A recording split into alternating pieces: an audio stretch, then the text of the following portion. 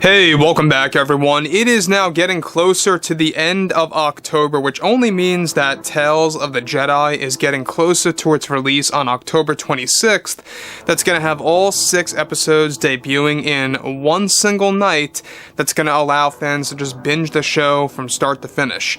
Now, given that each episode unfortunately really isn't all that long, one of the actual shortest episodes being 10 minutes, the others, by the way, range from 15 to 13 to 17 minutes.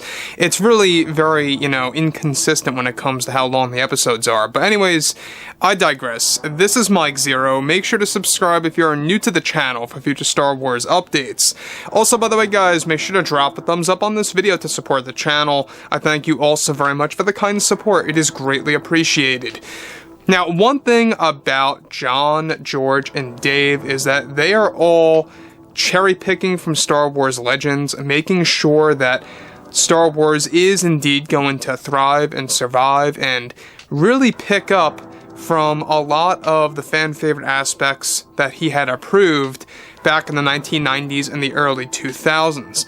Now, where we stand today is that Lucasfilm is actually preparing to make all these announcements at next year's Celebration event, next year's D23 event as well.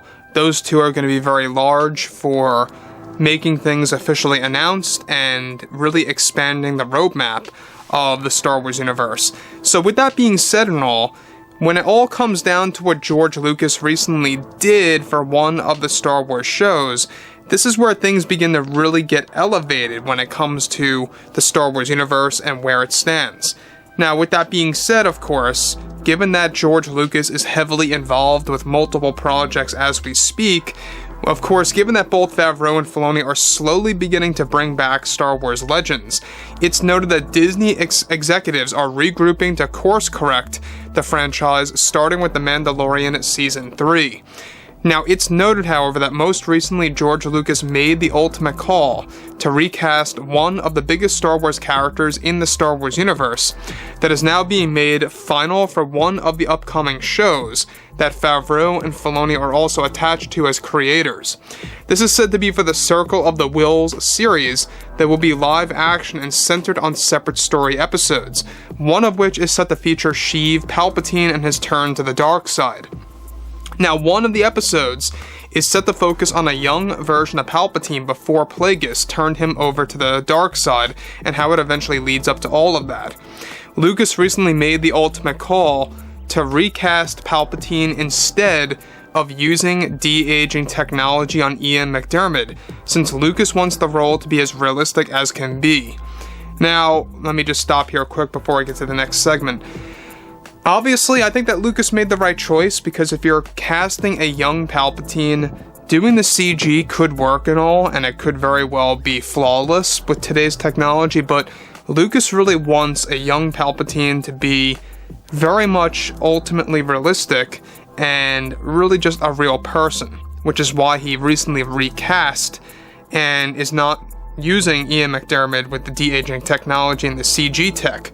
Instead, he recently recast the character, and who he actually chose is somebody that we talked about a couple of months ago that was actually in the roster by Lucasfilm to become a young Palpatine for a new mystery project at the time.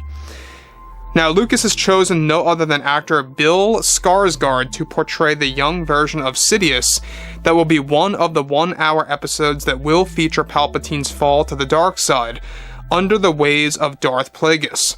The series will focus on multiple stories related to both prequel, original, and Legends characters, and Lucasfilm is also aiming to make it 12 episodes long, giving fans 12 hours of content to enjoy.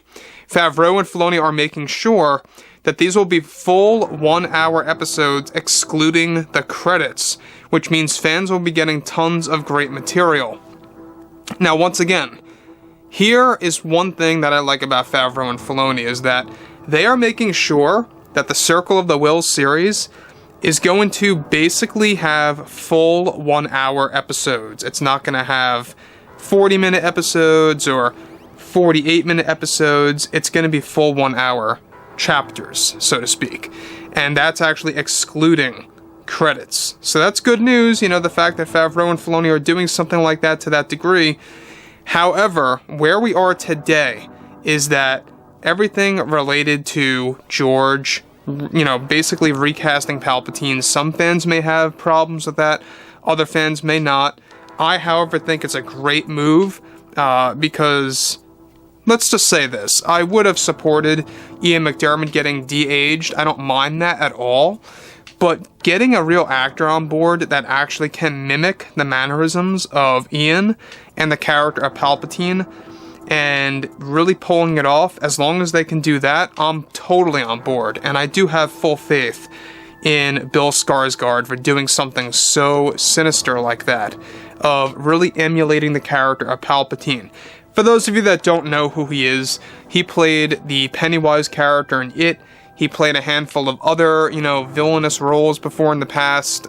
He's also played regular roles. I mean, he's an up-and-coming actor, and he's really on and off. He doesn't really have, tons of projects in the lineup, but he's still got a lot to work with. Now, moving on from that, they are planning to release the series by the end of 24 into early 25, the latest, and are set to begin writing the show by the middle of next year. Circle of the Wills will feature a big recast for Palpatine for the first time in live-action form, with Ian McDiarmid not playing the role on screen. Now, Ian, however, will be back for other projects set during the Mando era that will feature Sidious again, and how it attaches to the Dark Empire lore, and how that's going to be made canon as well. So, this is not the end of Ian McDiarmid. Let's not get too upset too quick, but Ian is back for other pieces of lore that's going to take place during the Mandoverse, which could very well have something to do with featuring the Palpatine clone that we saw in Rise of Skywalker. It could also have something to do with other clones that are hidden throughout the galaxy, since they are basing some elements of Mando off of Dark Empire. So, back to the Circle of the Wills show. We've talked about this for the past 4 or 5 months now. It is going to be an anthology show, basically like Tales of the Jedi, except in live-action form, with 12 episodes and being 1 whole hour each. Alright, like literally 1 whole hour is what they're gonna do. They're not gonna have no 50 minutes, no 48 minutes, 1 full hour each, excluding the credits.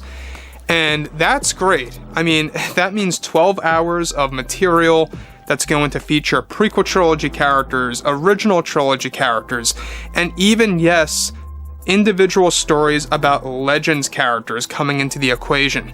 And that's what I like about Favreau and Filoni. They're really thinking outside the box here, and especially Lucas making the call here to recast Palpatine and really starting something fresh and new, and at the same exact time giving fans a live-action version of Darth Plagueis. We talked about this. He also cast him to be done by Michael Shannon. Michael Shannon is on board to do the motion capture of Plagueis, and we talked about that too. But this really is a big deal. It's going to be officially announced next year. Keep your eyes open for Circle of the Wills.